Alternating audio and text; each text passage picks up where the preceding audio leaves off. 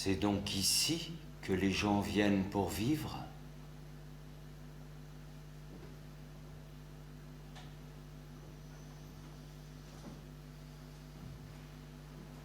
Je serais plutôt tenté de croire que l'on meurt ici.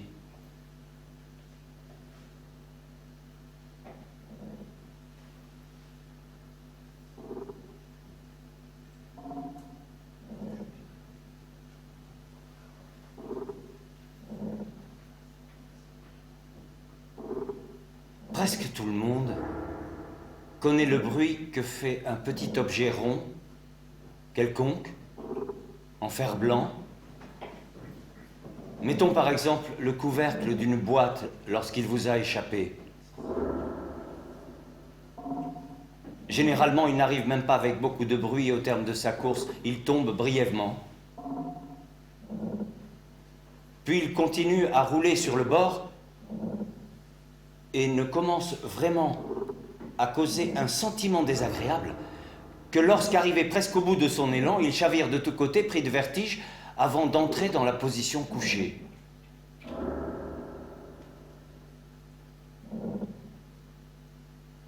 Mettons-nous d'accord sur ce point.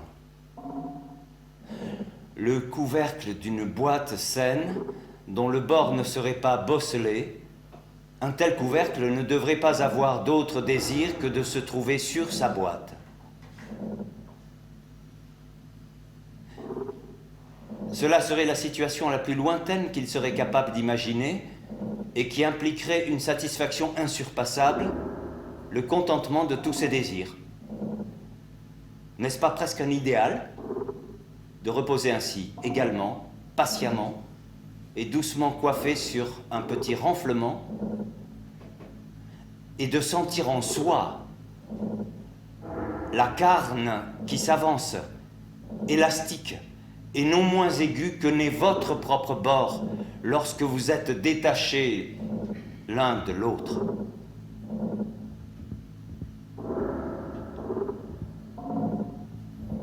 Mais hélas, combien peu de couvercles savent apprécier cela. Il apparaît clairement ici combien les rapports des hommes avec les objets ont provoqué chez ces derniers de troubles.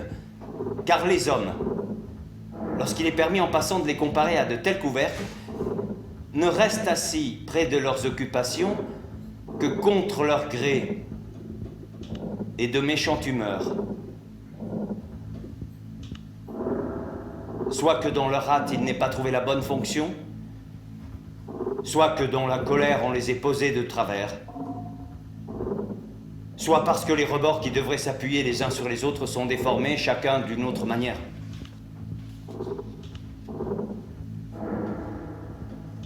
Disons-le donc en toute franchise. Au fond d'eux-mêmes, ils ne cessent de penser, toutes les fois que l'occasion s'en présente, à rouler et à sonner creux.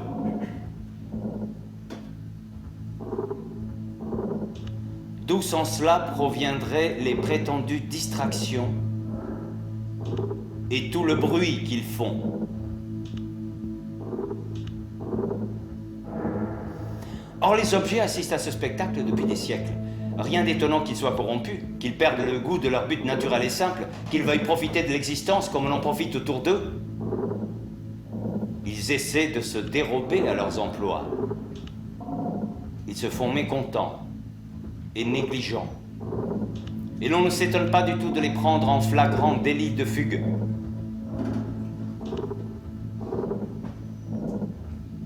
Les hommes eux-mêmes ne se connaissent-ils pas sous ce jour? Ils se fâchent parce qu'ils sont les plus forts, parce qu'ils estiment avoir plus de droit au changement, parce qu'ils se sentent imités. Mais ils laissent faire, comme eux-mêmes se sont laissés aller.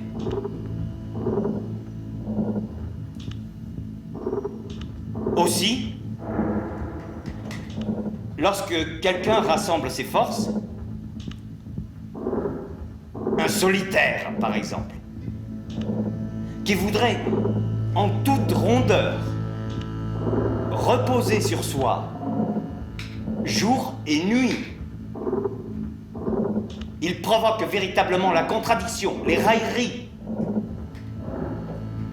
et la haine des objets dégénérés qui, conscients qu'ils sont de leur déchéance, ne peuvent plus supporter que l'on se contienne et que l'on recherche son propre sens. Alors, il s'allie pour vous troubler, pour vous effrayer, pour vous égarer. Et ils savent que c'est en leur pouvoir. Alors, en se faisant des signes malicieux, ils commencent leur séduction, qui croît peu à peu jusque dans l'infini et entraîne avec elle tous les êtres et Dieu lui-même contre le solitaire.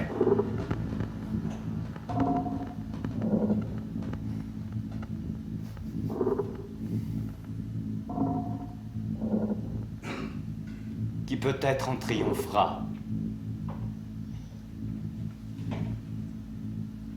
Le saint.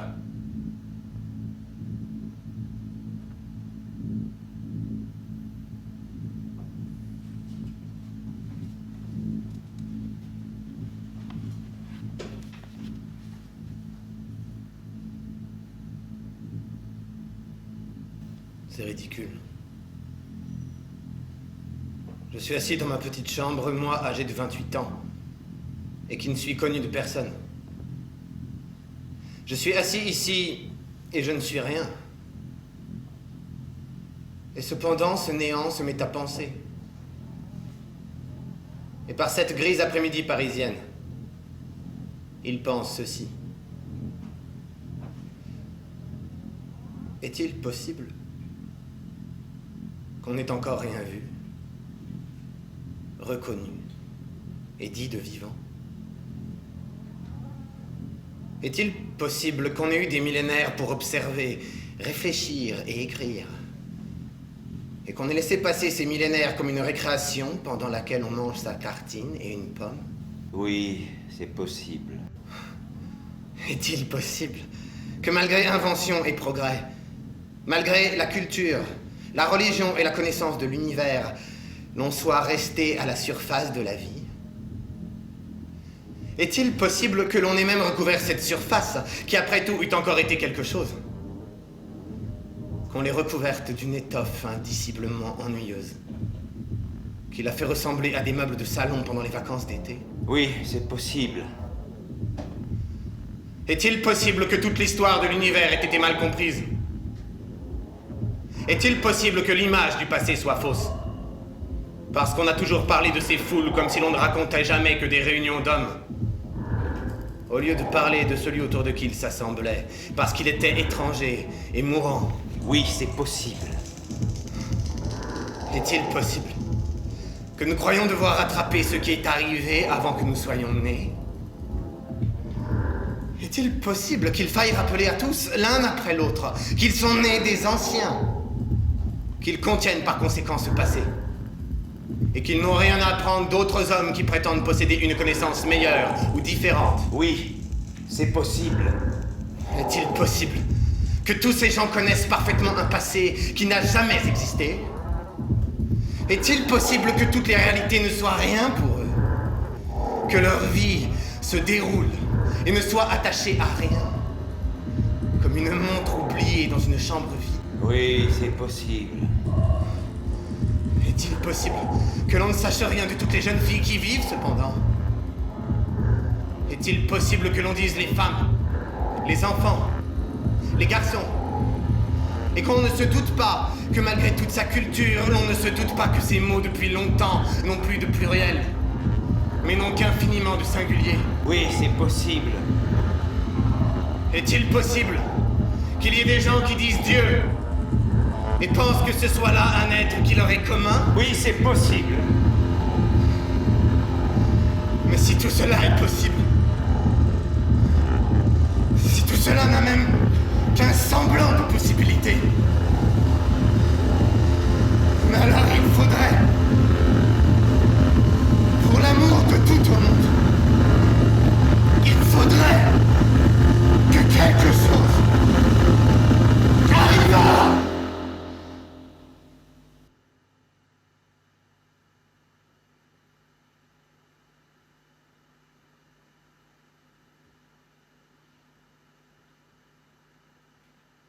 le premier venu, celui qui a eu cette pensée inquiétante, doit commencer à faire quelque chose de ce qui a été négligé.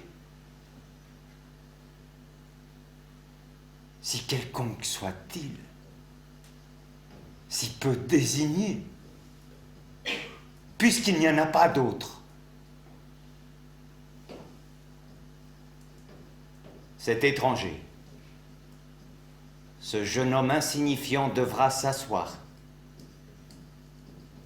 et devra écrire.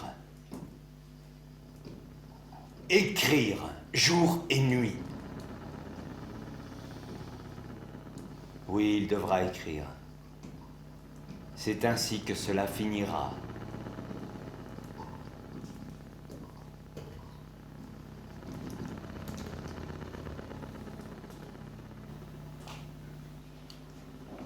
Mécontent de tous et mécontent de moi. Je voudrais bien me racheter et m'enorgueillir un peu dans le silence et la solitude de la nuit. Mécontent de tous et mécontent de... Âme de ceux que j'ai aimés, âme de ceux que j'ai chantés, fortifiez-moi. Soutenez-moi. Éloignez de moi le mensonge et les vapeurs corruptrices du monde. Fortifiez-moi, soutenez-moi. Et vous, Seigneur mon Dieu, accordez-moi la grâce de produire quelques beaux vers qui me prouvent à moi-même que je ne suis pas le dernier des hommes. Accordez-moi la grâce de Que je ne suis pas inférieur à ce que je méprise.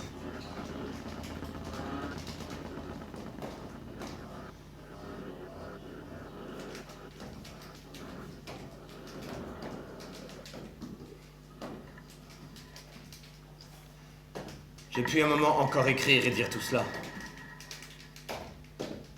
Mais il viendra un jour où ma main se sera éloignée de moi. Et quand je lui ordonnerai d'écrire, elle écrira des mots que je n'aurais pas pensés. Aucun mot ne restera plus uni à aucun autre. Et tout ce qui est sens se dissipera comme un nuage et s'écoulera comme de l'eau. En dépit de toute ma peur, je suis malgré tout comme quelqu'un que de grandes choses attendent. Et je me rappelle que j'avais autrefois un sentiment semblable avant de commencer à écrire. Mais cette fois, c'est moi qui serai écrit. Je suis l'impression qui va se changer. Oh, il suffirait de peu de choses pour que je puisse tout comprendre et approuver. Il suffirait d'un pas, et ma profonde misère se changerait en félicité. Mais je ne peux pas franchir ce pas.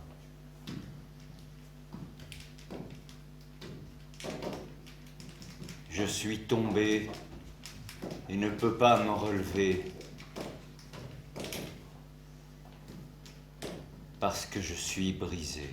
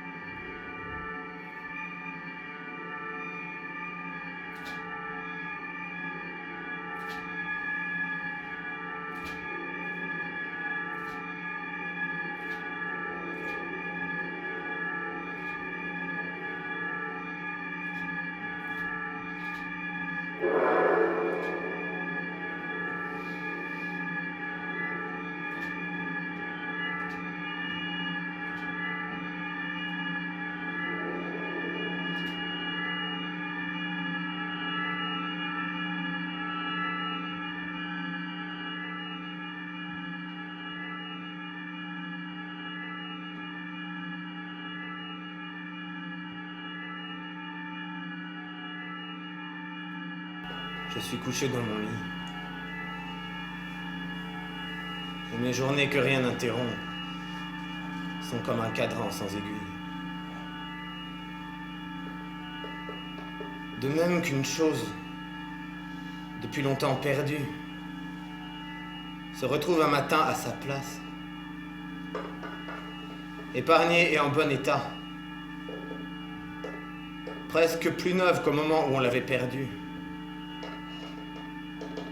Tout comme si elle avait été entre-temps confiée aux soins de quelqu'un. De même, bien des choses perdues depuis l'enfance sont éparpillées sur ma couverture et sont comme neuves. Toutes les peurs oubliées sont à nouveau là.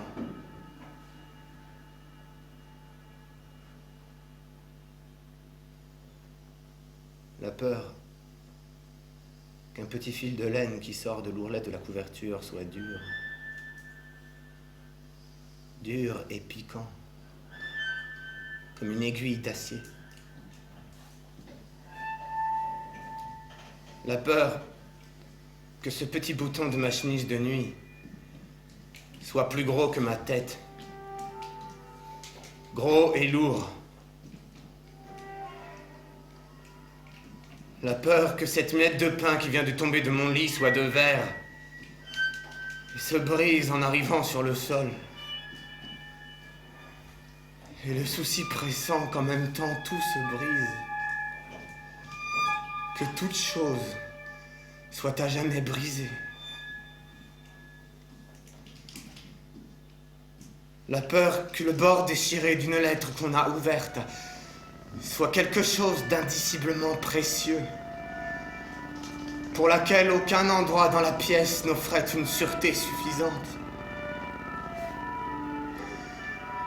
La peur que j'aille avaler, si je m'endors, ce morceau de charbon devant le poêle. La peur qu'un ombre se mette à grandir dans mon cerveau, jusqu'à ce qu'il n'y ait plus en moi aucune place pour le contenir. La peur que l'endroit où je suis couché soit fait de granit gris. La peur que je me mette à crier et qu'on accourt à ma porte et qu'on finisse à la force. La peur que je puisse me trahir et raconter tout ce dont j'ai peur. Et la peur que je ne puisse rien dire parce que tout est indicible. Et les autres peurs.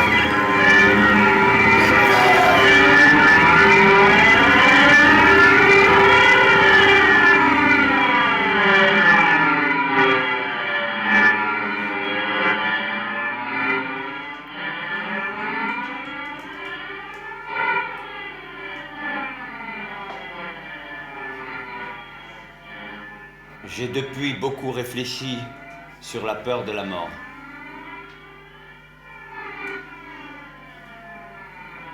Non sans tenir compte de certaines expériences personnelles. Je crois pouvoir dire que je l'ai éprouvée.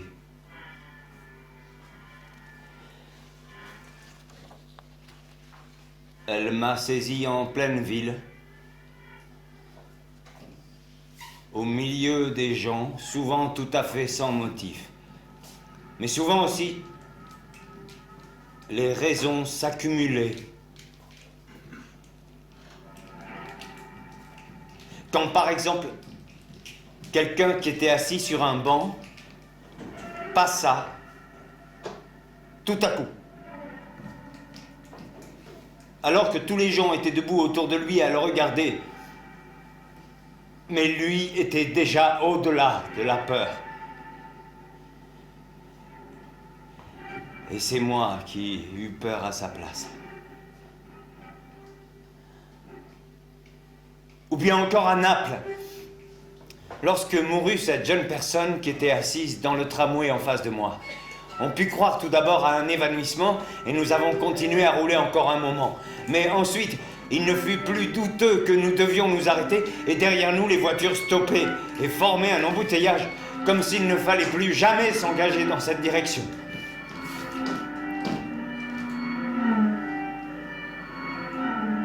Cette grosse fille, toute blême, aurait pu mourir tranquillement, appuyée contre sa voisine. Mais sa mère n'était pas d'accord. Elle lui fit toutes les difficultés possibles. Elle mit ses vêtements en désordre et versa quelque chose dans sa bouche qui ne pouvait plus rien avaler. Elle lui criait dans les yeux, qui n'entendait rien. Elle la tiraillait et la bousculait dans tous les sens comme une poupée. Et finalement, elle prit son élan et frappa de toutes ses forces dans le visage de la jeune fille pour qu'il ne meure pas.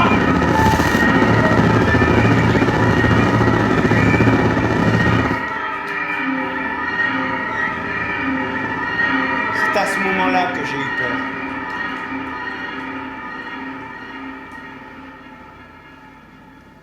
Mais j'avais déjà eu peur auparavant.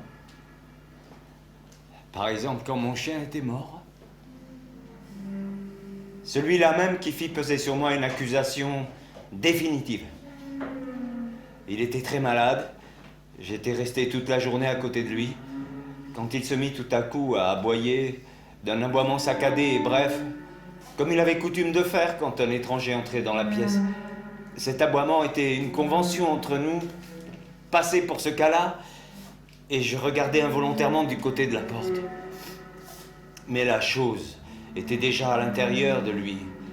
Je m'inquiétais et cherchais son regard. Et lui aussi chercha le mien. Mais ce n'était pas pour prendre congé de moi. Il me regardait d'un air dur et consterné. Il me reprochait d'avoir laissé entrer la chose. Il était convaincu que j'aurais pu l'empêcher. On vit bien à ce moment-là qu'il m'avait surestimé. Et il n'était plus temps de le désabuser. Il jetait sur moi un regard consterné et solitaire, jusqu'à ce que tout fût fini.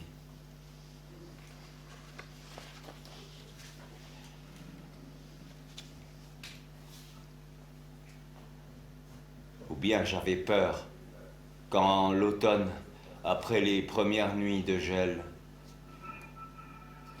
les mouches entraient dans la pièce pour chercher quelque réconfort dans la chaleur. Elles étaient bizarrement desséchées et semblaient avoir peur de leur propre bourdonnement.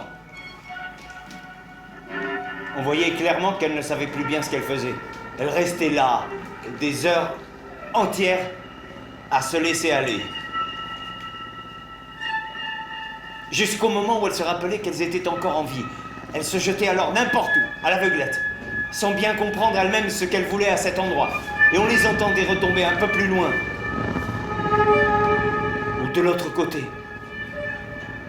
ou n'importe où. Et elles finissaient par se traîner partout, en couvrant lentement de mort la pièce entière.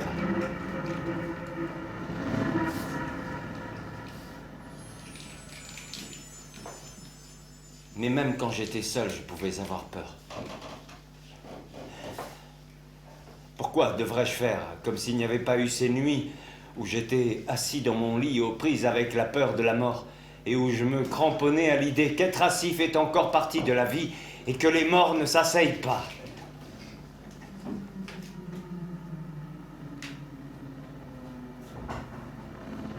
Cela se passait toujours dans ces chambres de hasard qui m'abandonnaient dès que je me sentais mal, comme si elles avaient peur d'être interrogées et compromises dans une mauvaise affaire.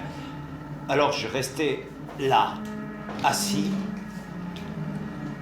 et je devais avoir une terrible mine, car aucune chose n'avait le courage de prendre mon parti. Même la lumière, à laquelle je venais pourtant de rendre le service de l'allumer, ne voulait rien savoir de moi. Elle brûlait toute seule, comme dans une chambre vide. Et mon dernier espoir, dans ces cas-là, était toujours la fenêtre.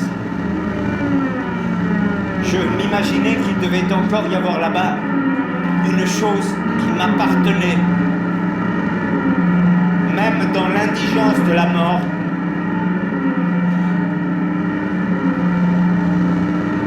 mais à peine avais-je jeté un regard au dehors que déjà je souhaitais que la fenêtre pût être barricadée, fermée comme une cloison. Car je comprenais que tout continuait au dehors avec la même indifférence et qu'il n'y avait là-bas rien d'autre que ma solitude. La solitude que j'avais moi-même attirée sur moi et qui était si grande qu'elle était hors de proportion avec mon propre cœur.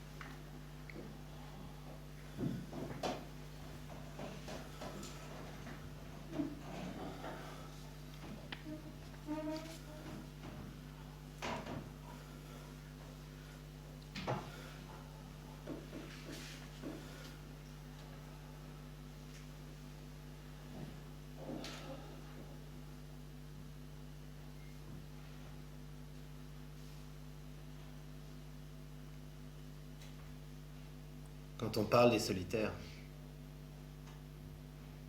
on suppose toujours trop de choses connues. On pense que les gens savent ce dont il s'agit. Eh bien non, ils ne le savent pas. Ils n'ont jamais vu de solitaire. Ils n'ont fait que le détester sans le connaître. Ils ont été ses voisins qui l'exténuaient, et les voix dans la chambre voisine qui l'induisaient en tentation. Ils ont excité les objets contre lui jusqu'à provoquer leur vacarme et couvrir sa voix. Les enfants se sont ligués contre lui car il était délicat, et un enfant lui-même. Et à mesure qu'il grandissait, il grandissait contre les grandes personnes. Il le suivait à la piste jusque dans son terrier comme un gibier. Et pendant toute sa longue jeunesse, la chasse contre lui n'a jamais été fermée. Et s'il ne se laissait pas épuiser et parvenait à s'échapper, il décriait tout ce qui venait de lui, le trouvait laid et le rendait suspect. Et s'il n'en tenait pas compte, il devenait plus net encore. Il lui mangeait sa nourriture et respirait son air. et crachait sur sa pauvreté pour la lui rendre odieuse. Il le diffamait comme un malade contagieux et lui jetait des pierres pour qu'il parte au plus vite. Et ils n'avaient pas tort dans leur vieil instinct, car il était vraiment leur ennemi.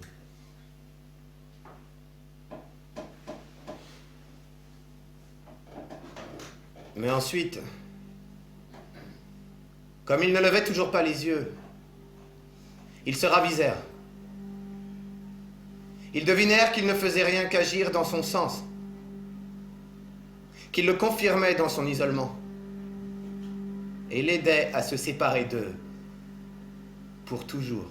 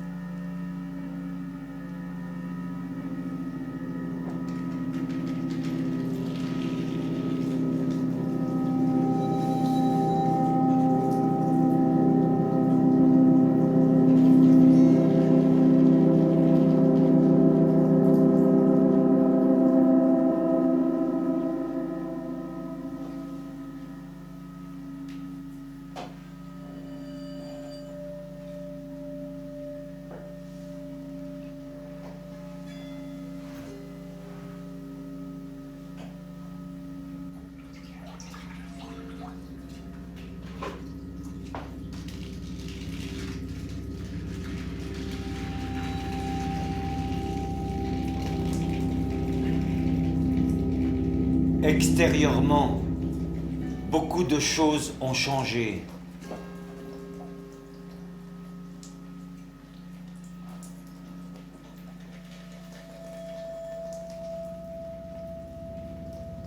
Mais intérieurement,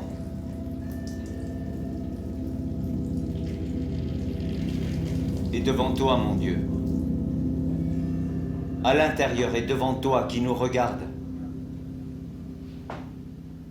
Ne sommes-nous pas sans action?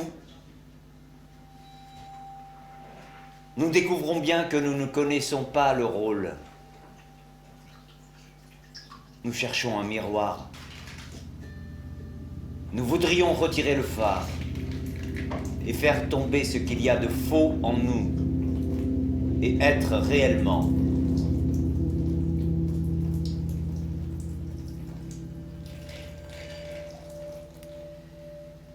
Mais il colle toujours quelque part sur nous un bout de déguisement que nous avons oublié. Il reste toujours dans nos sourcils une trace d'exagération. Nous ne remarquons pas que la commissure de nos lèvres forme un rictus. Et c'est ainsi que nous cheminons. Un objet de raillerie et une moitié, ni des êtres réels, ni des acteurs.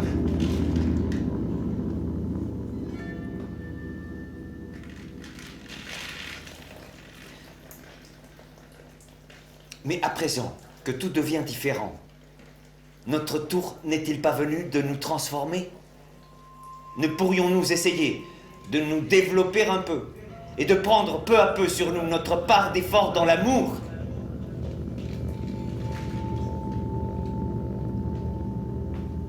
On nous a épargné toute sa peine. Et c'est ainsi qu'il a glissé à nos yeux parmi les distractions. Comme tombe parfois dans le tiroir d'un enfant un morceau de dentelle véritable.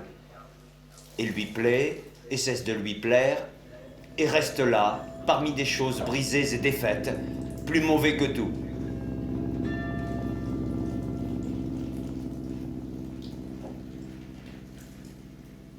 Nous sommes corrompus par la jouissance superficielle, comme tous les dilettantes.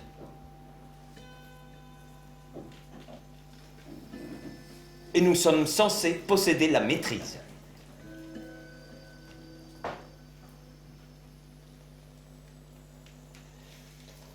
Mais qu'arriverait-il si nous méprisions nos succès? Quoi si nous recommencions depuis l'origine à apprendre le travail de l'amour qui a toujours été fait pour nous?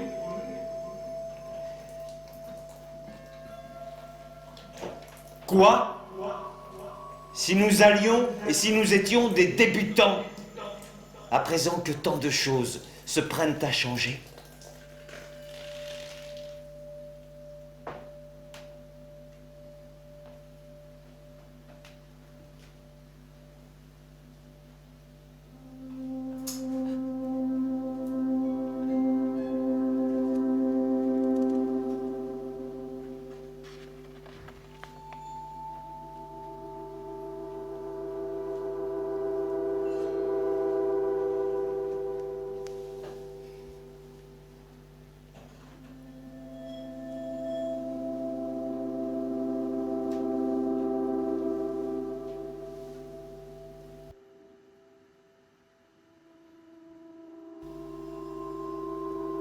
J'apprends à voir.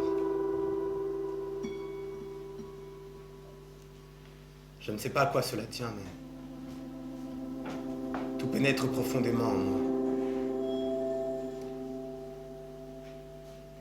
Sans s'arrêter à l'endroit où d'ordinaire tout s'achève.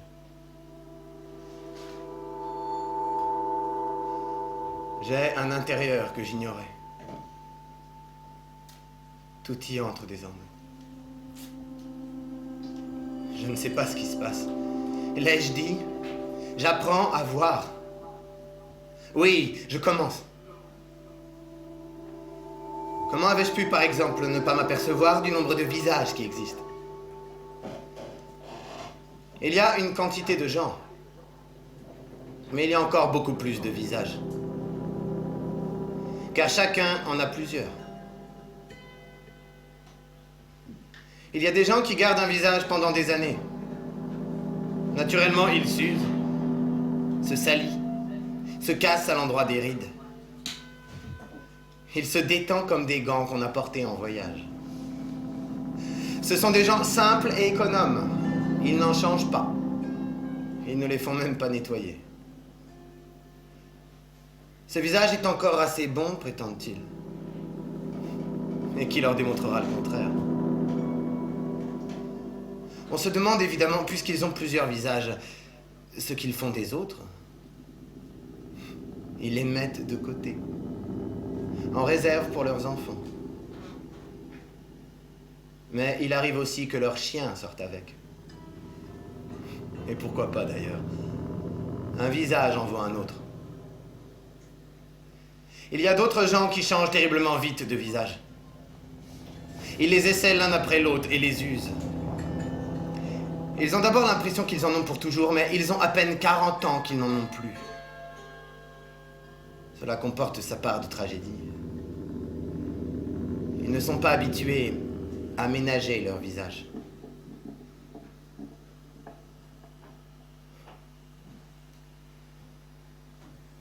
Je crois que je devrais commencer à travailler un peu, maintenant que j'apprends à voir.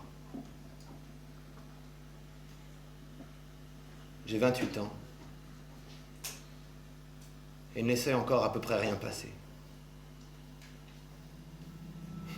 Hélas, les vers signifient si peu de choses quand on les écrit trop tôt. Il faudrait attendre. Accumuler toute une vie le sens et le nectar. Une longue vie si possible.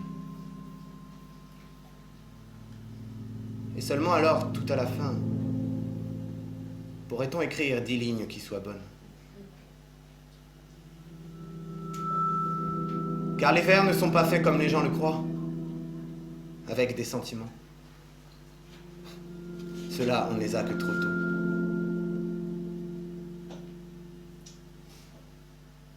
Ils sont faits d'expériences vécues.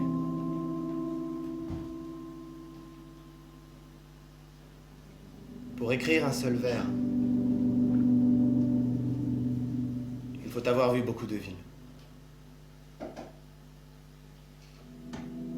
Beaucoup d'hommes et de choses. Il faut connaître les bêtes. Il faut sentir comment volent les oiseaux. Et savoir le mouvement qui fait s'ouvrir les petites fleurs au matin. Il faut pouvoir se remémorer des routes dans des contrées inconnues. Des rencontres inattendues. Et des adieux de longtemps prévus. Des journées d'enfance restées inexpliquées.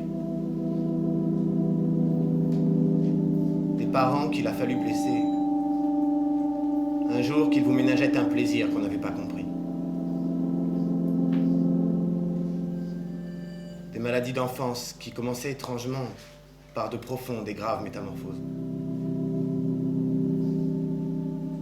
Des journées passées dans des chambres paisibles et silencieuses. Des matinées au bord de la mer. Il faut avoir la mer en général, et chaque mer en particulier. Des nuits de voyage qui vous emportaient dans les cieux et se dissipaient parmi les étoiles.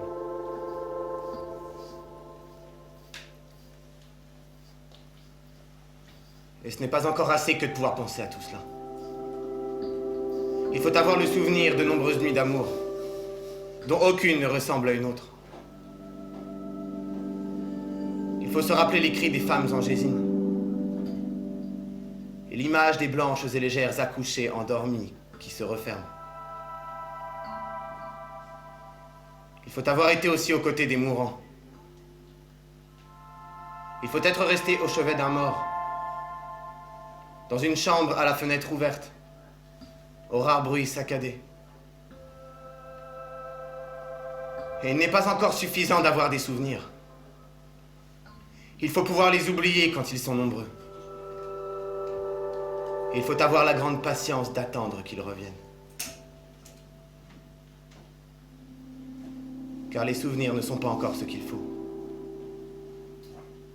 Il faut d'abord qu'ils se confondent avec notre sang, avec notre regard, avec notre geste. Il faut qu'ils perdent leur nom et qu'ils ne puissent plus être discernés de nous-mêmes.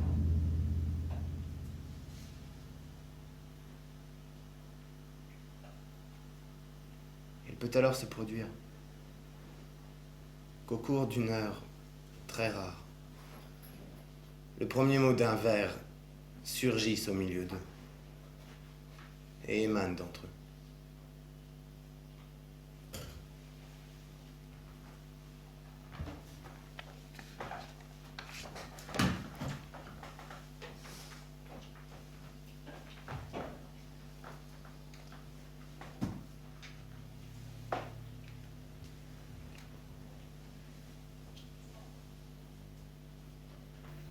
Quel poète aura un pouvoir de conviction suffisant pour mettre en accord la longueur de ses journées et la brièveté de la vie?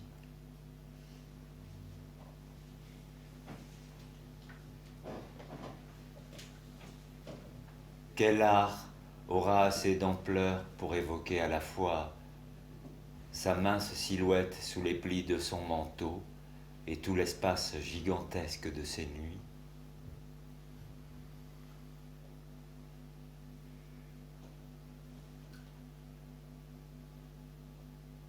On aura du mal à me convaincre que l'histoire de l'enfant prodigue n'est pas la légende de celui qui ne voulait pas être aimé.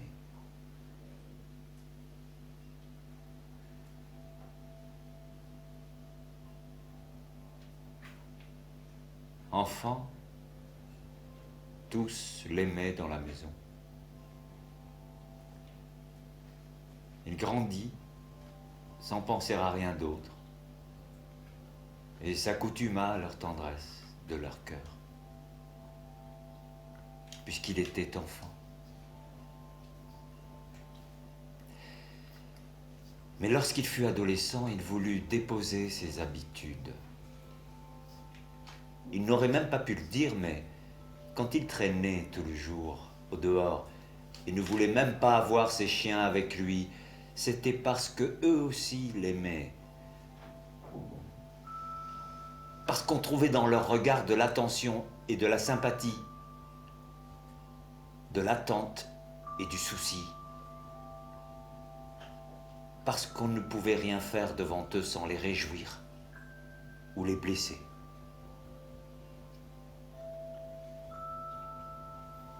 Mais ce qu'il avait dans l'esprit en ce temps-là, c'était l'intime indifférence de son cœur, qui le saisissait tôt le matin dans les champs avec une telle pureté qu'il se mettait à courir, pour n'avoir ni le temps ni le souffle qu'il faut, pour être plus qu'un moment fugitif dans lequel le matin prend conscience de lui-même.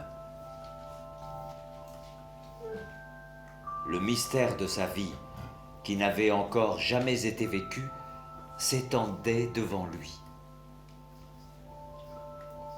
Involontairement, il quittait le sentier et courait de par les champs en étendant les bras. Comme s'il avait pu, en gagnant ainsi de l'ampleur, dominer à la fois plusieurs directions. Et puis il se jetait n'importe où, derrière une haie. Et personne ne s'occupait de lui. Il se taillait une flûte. Il lançait une pierre sur un petit carnassier. Il se penchait et forçait un scarabée à faire demi-tour. Tout cela ne constituait pas un destin. Et les cieux passaient par-dessus, comme sur le reste de la nature. Puis venait l'après-midi et beaucoup d'idées lui traversaient la tête. Il était boucanier dans l'île de la Tortue, ce qui n'impliquait aucune obligation. On faisait le siège de Campeche. On conquérait Veracruz.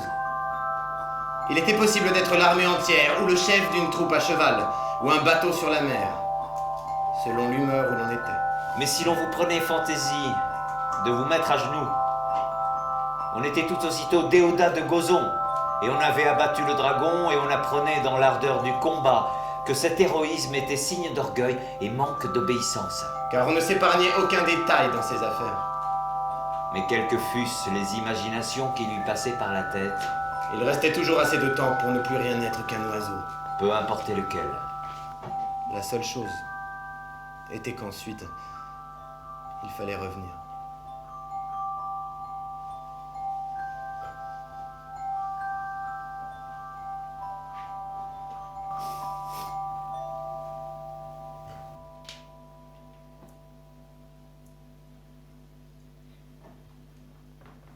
À la maison, déjà le pire se produit.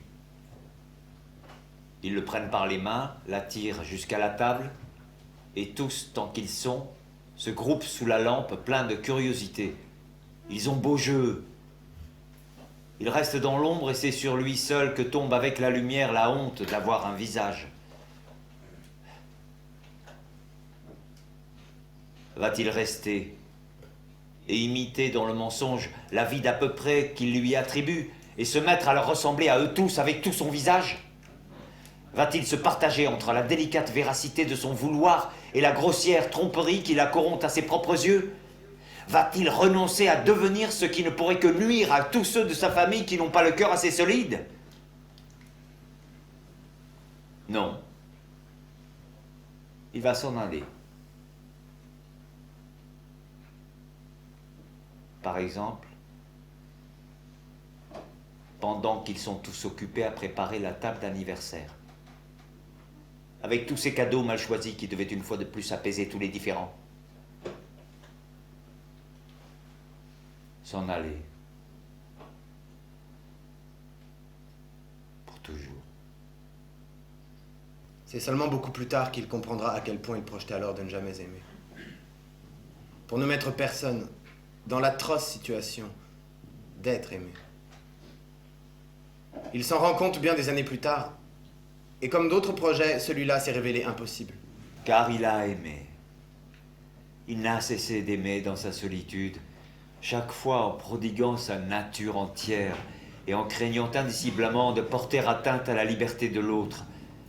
Lentement, il a appris à pénétrer l'objet aimé des rayons de son sentiment, sans jamais le consumer. Et il ne se rassasiait pas du délice de connaître à travers la bien-aimée, chaque jour plus transparente, les lointains, grands ouverts devant son appétit infini de possession. Il pouvait alors des nuits entières pleurer du désir d'être à son tour illuminé de cette manière.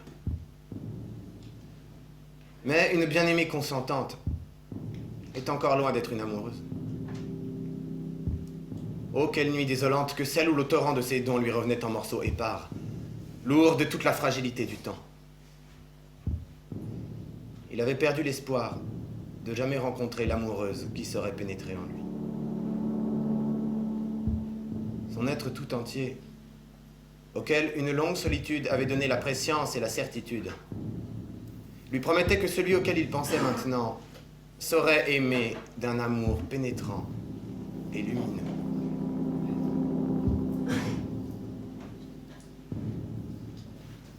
Mais tandis qu'il aspirait à être enfin aussi magistralement aimé, son sentiment, accoutumé au lointain, comprit l'extrême distance qui sépare Dieu de nous. À partir des racines de son être, se développait la plante vigoureuse d'une féconde joie, capable de survivre aux hivers. Il s'employait tout entier à dominer ce qui constituait sa vie intérieure.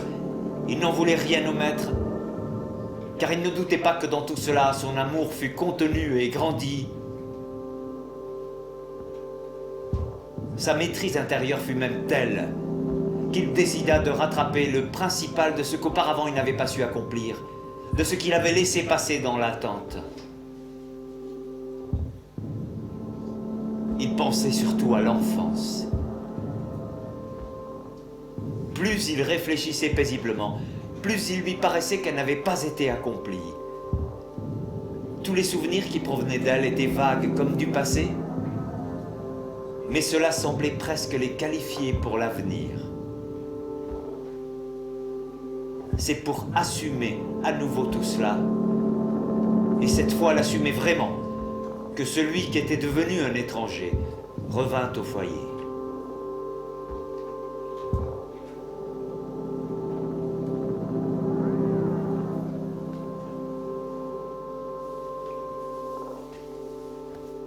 Il est explicable que de tout ce qui arriva alors, on ne nous ait transmis que ceci.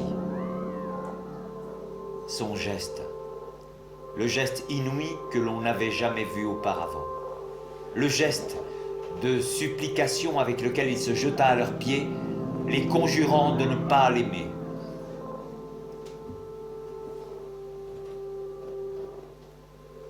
Effrayés et chancelants, ils le relevèrent, ils interprétèrent son élan à leur manière, en lui pardonnant.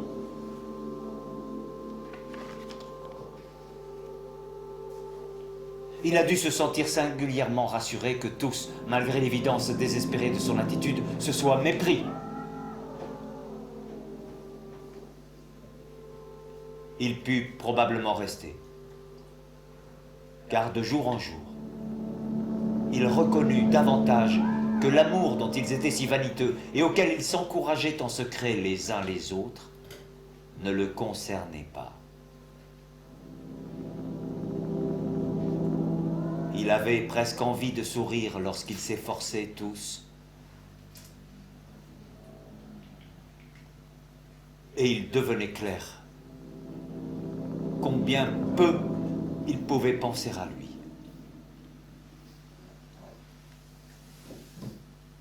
Que savait-il de lui?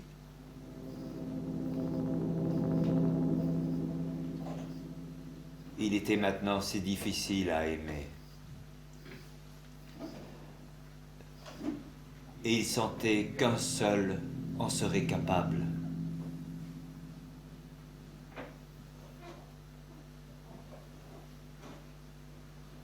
Mais celui-là ne voulait pas encore.